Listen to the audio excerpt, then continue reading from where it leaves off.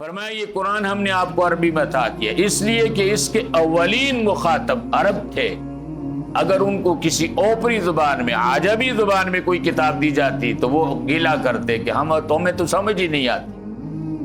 تو اللہ نے ان عربوں کی طرف عربی نبی کو بھیجا اور عربی کتاب دی. اور قرآن کیوں دیا؟ لِتُنذِرَ أُمَّ الْقُرَىٰ وَمَنْ حَوْلَهَا، تاکہ اس قرآن کے ذریعے آپ ام القریٰ والوں کو ڈرائیں گے. ام القریٰ بستیوں کی ماں، ساری بستیوں کا محور مکہ کو کہا جاتا. اللہ نے جب زمین بنائی تو سب سے پہلے زمین کا وہ حصہ بنایا جہاں آج مکہ ہے اور کعبۃ اللہ ہے. سب سے پہلے پانی کے اوپر یہاں، پھر زمین کو پھیلاتے پھیلاتے اللہ نے اس کے اندر وسعت پیدا کی. آج پوری زمین کا مرکز اور محور وہ جگہ ہے، اسی پہ زمین اپنے مدار کے اندر چکر لگاتی ہے اور گھومتی ہے.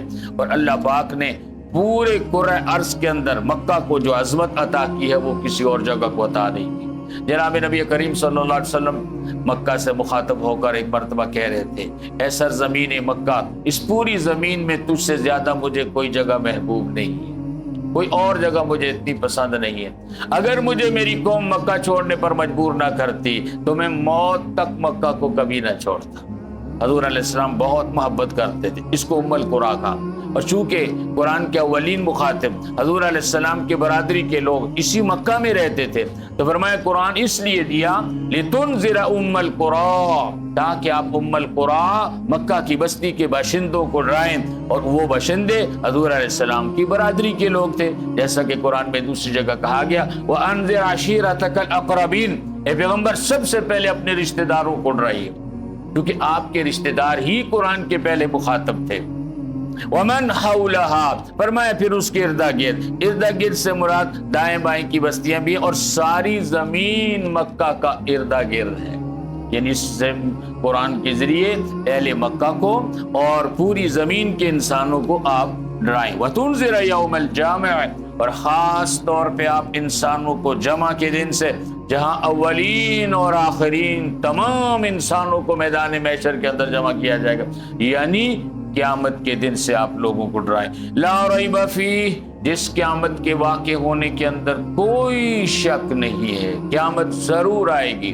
حضور علیہ السلام نے فرمایا انا والساعۃ کہاتین، میں اور قیامت یوں ساتھ ساتھ آئے ہیں، بس میں آ گیا، میرے بعد اب قیامت ہی ہے، میرے اور قیامت کے درمیان اب کوئی اور نبی نہیں آئے گا. فرمایا آپ لوگوں کو اس جمع کے دن سے ڈرائیں جس میں کوئی شک نہیں ہے. اس دن فیصلہ ہوگا فریق فی الجنہ و فریق فی السعیر، ایک گروہ جنت میں جائے گا اور ایک گروہ جہنم میں جائے گا. انسان اپنی آخری منزل تک، ازل سے عالم ارواح سے انسانی زندگی کے جس سفر کا آغاز ہوا، جنت اور جہنم میں جا کر اختتام ہو جائے گا. پھر یا جہنم کی زندگی ہوگی دائمی یا جنت کی زندگی ہوگی. وَلَوْ شَاءَ اللَّهُ لَجَعَلَهُمْ أُمَّةً وَاحِدَةً، اللہ فرماتے ہیں اگر میں چاہتا تو جنتی جہنمی دو گروہ نہ بناتا، سب انسان ایک ہی امت ہوتے.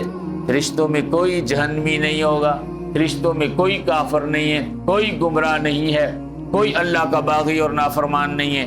تو فرشتوں کی، لیکن مقصد یہ تھا، اللہ چاہتے تھے ایک ایسی مخلوق کو پیدا کر کے اس کو اپنی بندگی اور اپنی نافرمانی کی دونوں طاقتیں اور قوتیں دے دیں کہ وہ نیکی بھی کر سکے اور گناہ بھی کر سکے. جب اپنی مرضی اور اختیار سے وہ نیکی کریں گے اس کے بدلے میں ان کو جنت ملے گی، اور اپنی مرضی اور اپنے اختیار سے جب گناہ کریں گے اس کے بدلے میں جہنم جائیں گے. اس کے لیے اللہ نے انسان کو پیدا کیا. اگر انسان مجبور ماذ ہوتا اور جبری طور پر وہ اللہ کا مطیع ہی ہوتا ملائکہ کی طرح، تو فرشتوں کے بعد انسان کو بنانے کی ضرورت ہی کیا تھی؟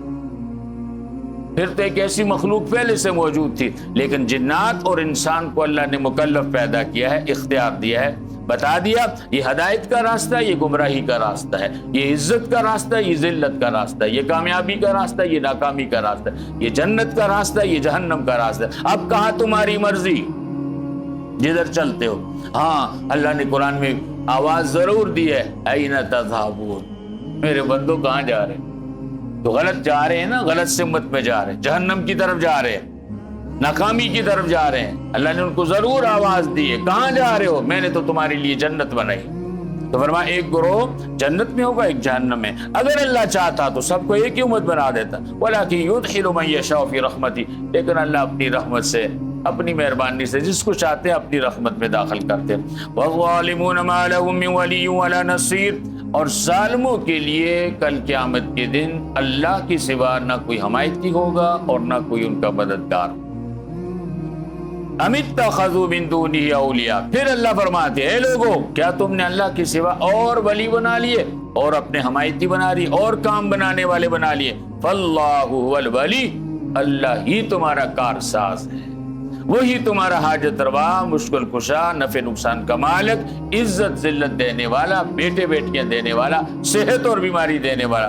وہو یحیی الموتى، وہی تمہیں زندگی اور موت دینے والا ہے۔ وَهُوَ عَلَىٰ كُلِّ شَيْءٍ قَدِيرٌ، اور اللہ ہر چیز پہ قادر ہیں۔